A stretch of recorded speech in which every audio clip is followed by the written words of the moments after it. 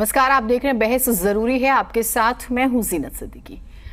हरियाणा के यमुनानगर और अंबाला में हुए जहरीली शराब कांड के तार कहां तक जुड़े हैं, ये जांच का भी विषय बना हुआ है और चर्चा का विषय भी बना हुआ है। क्या हरियाणा के दूसरे जिलों में भी शराब माफिया पैर पसारे हुए है? आखिर शराब माफिया को संरक्षण किसका है और शराब माफिया पर नकेल कसने के लिए सरकार के पास क्या रोड मैप है? हालांकि यमुनानगर अंबाला जहरीली शराब कांड पर प्रशासन थोड़ा चुस्त नजर आया, बुलडोजर एक्शन भी हो गया। अंबाला में प्रशासन ने धानौरा बिजलपुर के बीच खेतों में बनी अवैध शराब फैक्ट्री पर बुलडोजर कार्रवाई की, लेकिन सवाल अभी भी खड़े होते हैं। क्या प्रदेश के दूसरे जिलों में भी इसी तरह के बुलडोजर एक्शन की जरूरत है? जहरीली शराब कांड में अभी तक आप जानकर हैरान होंगे कि 22 लोगों की जान जा चुकी है। मामले में 17 लोगों को गिरफ्तार भी किया गया है।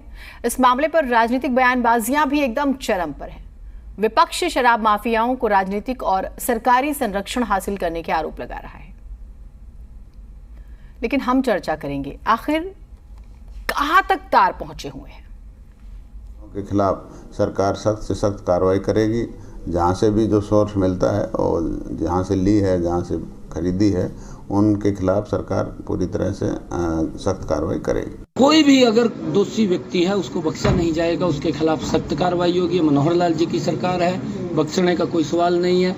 परंतु जो इस प्रकार के कामों में संलिप्त लोग हैं, जो युवाओं के, आम जन के शरीर को खराब करने का काम कर रहे हैं, उनको इन बातों से बचना चाहिए। हम ये बात कहना चाहते हैं। जो गरीब आदमियों को जहर पिलाने का काम करें, शराब का काम करें, गैर कानूनी शराब का काम करें, इसी प्रकार के लोगों कांग्रेस के सिपाही नहीं होते। कांग्रेस का मुखौटा पहने हुए जो हैं बदमाश होते हैं और वो उसके पर कानूनी कार्रवाई हो और कानूनी कार्रवाई में जो दोषी पाए जाए तो उसको जो कोई भी सख्त से सख्त सजा देनी चाहिए वो देनी चाहिए। ये इतना 25 लोग मर गए ये हरियाणा में पहली बार नहीं हो रहा है, ये चौथी पांचवी बार हो रहा है।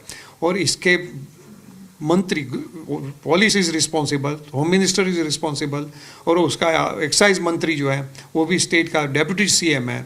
वो दोनों जो हैं बड़ी बेशर्मी से भी आज घूम रहे हैं।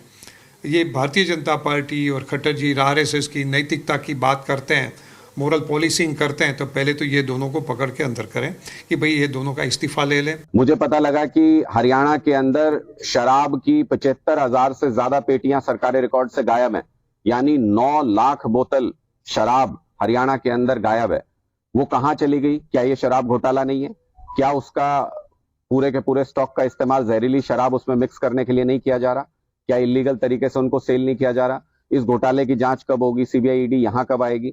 तो ये स्पष्ट तौर पे दिखाता है जो भ्रष्टाचारी हैं उनकी ये पीठ थपथपाते हैं, उनको अपने साथ जोड़ के रखते हैं, और जो ईमानदार हैं, जो देश के लिए काम करना चाहते हैं, उनको ये जेल में डालते हैं कि तुम ये गलत काम कर रहे हो। किसी सिटिंग जज की देख रेख के अंदर उसकी इंक्वायरी हो।